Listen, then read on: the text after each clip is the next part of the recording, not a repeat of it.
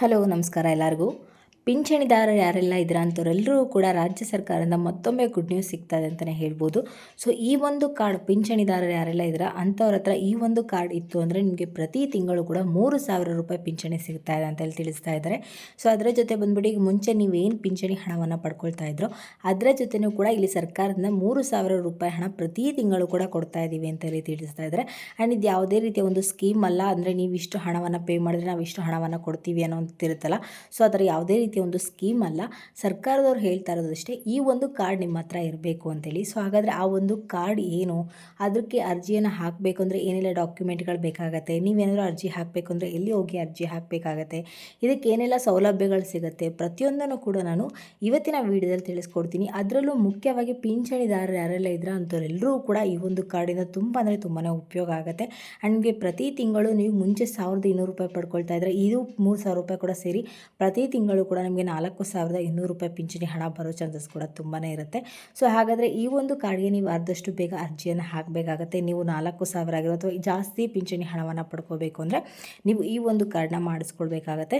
So ಇದ್ರ ಬಗ್ಗೆ ಇರುವಂಥ ಲೇಟೆಸ್ಟ್ ಅಪ್ಡೇಟ್ಸ್ ಏನು, ಇದ್ರ ಬಗ್ಗೆ ಪೂರ್ತಿಯಾಗಿ ಇನ್ಫಾರ್ಮೇಷನ್ ನಾನು ಈ ಒಂದು ವಿಡಿಯೋದಲ್ಲಿ ತಿಳಿಸ್ಕೊಡ್ತೀನಿ. ಆ್ಯಂಡ್ ಈ ಒಂದು ವಿಡಿಯೋ ಬಂದುಬಿಟ್ಟು ತುಂಬಾ ಇಂಟ್ರೆಸ್ಟಿಂಗ್ ಆಗಿರೋದ್ರಿಂದ ಮಧ್ಯದಲ್ಲೆಲ್ಲೂ ಸ್ಕಿಪ್ ಮಾಡಿಬಿಡಿ, ಕೊನೆ ತನಕ ನೋಡಿ. ನೀವು ಕೊನೆ ತನಕ ನೋಡಿದ್ರೇ ನಿಮಗೆ ಪೂರ್ತಿಯಾಗಿ ಇನ್ಫಾರ್ಮೇಷನ್ ಗೊತ್ತಾಗುತ್ತೆ. ಹಾಗೆ ಹೊಸದಾಗಿ ಯಾರೆಲ್ಲ ನನ್ನ ಚಾನಲ್ಗೆ ವಿಸಿಟ್ ಮಾಡ್ತಾ ಇದ್ದೀರಾ ದಯವಿಟ್ಟು ನನ್ನ ಚಾನಲ್ಗೆ ಸಬ್ಸ್ಕ್ರೈಬ್ ಆಗೋದನ್ನು ಮರಿಬೇಡಿ. ಇವತ್ತಿನ ವಿಡಿಯೋ ನಿಮಗೆ ಏನಾದರೂ ಯೂಸ್ಫುಲ್ ಅನಿಸಿದ್ರೆ ದಯವಿಟ್ಟು ಇವತ್ತಿನ ವಿಡಿಯೋಗೆ ಲೈಕ್ ಮಾಡಿ, ಶೇರ್ ಮಾಡಿ, ಕಮೆಂಟ್ ಮಾಡಿ. ಇನ್ನೂ ತಡ ಮಾಡದೆ ವಿಡಿಯೋನ ಶುರು ಮಾಡೋಣ. ಸರ್ಕಾರದವರು ಹೇಳ್ತಾ ಇದ್ದಾರೆ ಪಿಂಚಣಿದಾರರು ಯಾರೆಲ್ಲ ಇದ್ದರೆ ಅಂಥವ್ರ ಹತ್ರ ಈ ಒಂದು ಕಾರ್ಡ್ ಇತ್ತು ಅಂದರೆ ಅವರಿಗೆ ಪ್ರತಿ ತಿಂಗಳು ಇನ್ನು ಮುಂದೆ ಹೊಸ ವರ್ಷದಿಂದ ಇನ್ನು ಮುಂದೆ ಪ್ರತಿ ತಿಂಗಳು ನಿಮಗೆ 3,000 ರೂಪಾಯಿ ಹಣ ಸಿಗುತ್ತೆ ಅಂತ ಹೇಳಿ ಹೇಳ್ತಾ ಇದ್ದಾರೆ. ಸೊ ನೀವು ಮುಂಚೆ ಎಷ್ಟು ಪಡ್ಕೊಳ್ತಾ ಇದ್ರೆ ಅದೂ ಸಿಗುತ್ತೆ, ಅದ್ರ ಜೊತೆ ಬಂದ್ಬಿಟ್ಟು ಈ ಒಂದು 3,000 ರೂಪಾಯಿ ಕೂಡ ಹಣ ಸಿಗುತ್ತೆ ಅಂತ ಹೇಳ್ತಾ ಇದ್ದಾರೆ. ಸೊ ನಿಮ್ಮಲ್ಲಿ ಯಾರಿಗಾದರೂ ಇಂಟ್ರೆಸ್ಟ್ ಇತ್ತು ಅಂದರೆ ಅಥವಾ ನಾವು ಜಾಸ್ತಿ ಪಿಂಚಣಿ ಹಣವನ್ನು ಪಡ್ಕೋಬೇಕು ಅಂತಿದ್ರೆ ಅಂಥವ್ರಿಗೆ ಇದೊಂದು ಸುವರ್ಣ ಅವಕಾಶ ಅಂತಲೇ ಹೇಳ್ಬೋದು. ಸೊ ಈ ಒಂದು ಯೋಜನೆಗೆ ನೀವು ಅರ್ಜಿಯನ್ನು ಹಾಕಬೇಕು ಅಂದರೆ ಗ್ರಾಮ ಒನ್ನೆಲ್ಗಳು ಹೋಗಿಬಿಟ್ಟು ಕೂಡ ಅರ್ಜಿಯನ್ನು ಹಾಕ್ಬೋದು.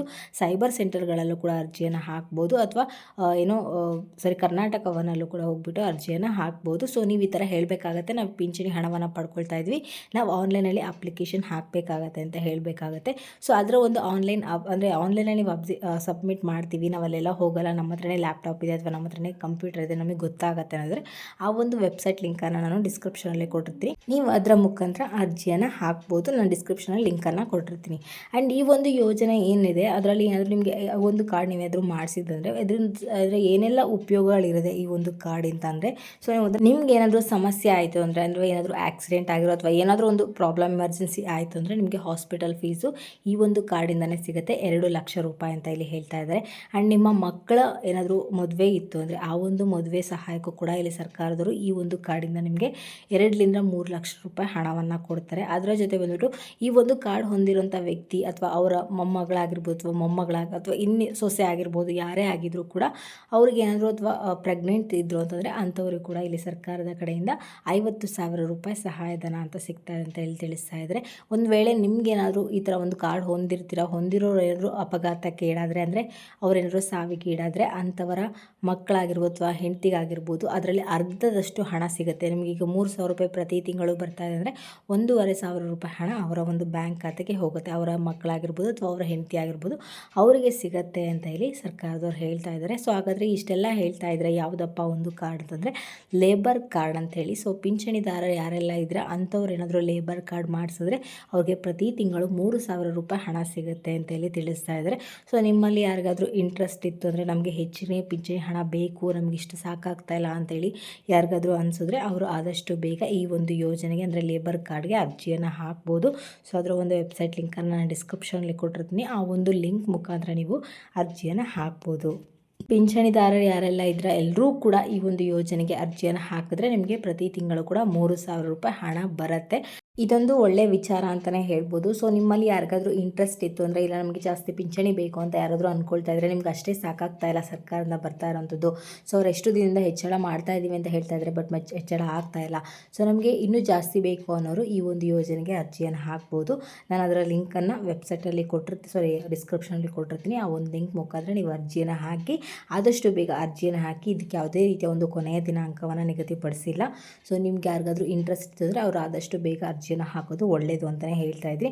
ಆ್ಯಂಡ್ ಇದು ಇನ್ನೊಂದು ವಿಚಾರ ಹೇಳ್ತೀನಿ, ಇಲ್ಲಿ ಪಿಂಚಣಿದಾರರೆಲ್ಲರೂ ಹಾಕಬೇಕು ಅಂತ ಹೇಳಿದೆ. ಬಟ್ ಇಲ್ಲಿ 60 ವರ್ಷದ ಮೇಲ್ಪಟ್ಟವ್ರು ಯಾರಿರ್ತಾರೆ ಅಂಥವ್ರು ಮಾತ್ರ ಈ ಒಂದು ಯೋಜನೆಗೆ ಅರ್ಜಿಯನ್ನು ಹಾಕಬೇಕಾಗತ್ತೆ. ಅದು ಪಿಂಚಣಿದಾರರಾಗಿದ್ದರೆ ಮಾತ್ರ. ಸೊ ಅವರು ಪ್ರತಿ ತಿಂಗಳು ಪಿಂಚಣಿ ಹಣವನ್ನು ಪಡ್ಕೊಳ್ತಾ ಇದ್ದರೆ ಮಾತ್ರ ಅಂಥವರು ಈ ಒಂದು ಯೋಜನೆಗೆ ಅರ್ಜಿಯನ್ನು ಹಾಕ್ಬೋದು ಅಂತ ಹೇಳಿ ತಿಳಿಸ್ತಾ ಇದ್ದಾರೆ. ಸೊ ಇಲ್ಲಿ ಅಂಗವಿಕಲರಾಗಿರ್ಬೋದು ಅಥವಾ ಏನು ಅಂಗವಿಕಲರಾಗಿದ್ದರೂ ಕೂಡ ಅವರು ಕೂಲಿ ಕಾರ್ಮಿಕರಾದರೂ ಆಗಿದ್ದರೂ ಕೂಡ ಅವರು ಕೂಡ ಅರ್ಜಿಯನ್ನು ಹಾಕ್ಬೋದು. ವಿಧವಾ ವೇತನ ಪಡ್ಕೊಳ್ತಾ ಇರೋರು ಕೂಡ ಅರ್ಜಿಯನ್ನು ಹಾಕ್ಬೋದು. ಅಂದರೆ ಕೂಲಿ ಕಾರ್ಮಿಕರಾಗಿರಬೇಕು, ಕೆಲಸ ಮಾಡ್ತಾ ಇರೋಂಥವ್ರಾಗಿರಬೇಕು, ಅಂಥವ್ರು ಈ ಒಂದು ಯೋಜನೆಗೆ ಅರ್ಜಿಯನ್ನು ಹಾಕ್ಬೋದು. ಅದರಲ್ಲೂ 60 ವರ್ಷದ ಮೇಲ್ಪಟ್ಟವರು ಅಂಥವ್ರಿಗೆ ಮೊದಲ ಆದ್ಯತೆ ಅಂತಲೇ ಹೇಳ್ಬೋದು. ಯಾಕಂದರೆ ಅವ್ರು ಬೇರೆಯವ್ರ ಹತ್ರ ಕೈ ಚಾಚೋದಾಗಿರ್ಬೋದು, ಬೇರೆಯವರಿಂದ ಅವರ ಒಂದು ಜೀವನ ನಡೆಸೋದಾಗಿರ್ಬೋದು. ಸೊ ಆ ಥರ ಒಂದು ಕೆಲಸ ಆಗೋದು ಬೇಡ ಅಂಥೇಳಿ ಸರ್ಕಾರದವರು ಈ ರೀತಿಯಾಗಿ ಒಂದು ನಿರ್ಧಾರವನ್ನು ಕೈಗೊಂಡಿದ್ದಾರೆ. ಸೊ ನಿಮ್ಗೆ ಯಾರಿಗಾದ್ರೂ ಇಂಟ್ರೆಸ್ಟ್ ಇತ್ತು ಅಂದರೆ ಆದಷ್ಟು ಬೇಗ ಅರ್ಜಿಯನ್ನು ಹಾಕಿ. ಆ್ಯಂಡ್ ಇದಿಷ್ಟು ಇವತ್ತಿನ ಲೇಟೆಸ್ಟ್ ಅಪ್ಡೇಟ್ಸ್ ಆಗಿರುತ್ತೆ. ನಿಮ್ಗೆ ಏನಾದರೂ ಇವತ್ತಿನ ವಿಡಿಯೋ ಇಷ್ಟ ಆಯಿತು ಅಂದರೆ ದಯವಿಟ್ಟು ನನ್ನ ಚಾನಲ್ಗೆ ಸಬ್ಸ್ಕ್ರೈಬ್ ಆಗೋದನ್ನು ಮರಿಬೇಡಿ. ಹಾಗೆ ತಪ್ಪದೆ ಈ ಒಂದು ವಿಡಿಯೋಗೆ ಲೈಕ್ ಮಾಡಿ, ಶೇರ್ ಮಾಡಿ, ಕಮೆಂಟ್ ಮಾಡಿ.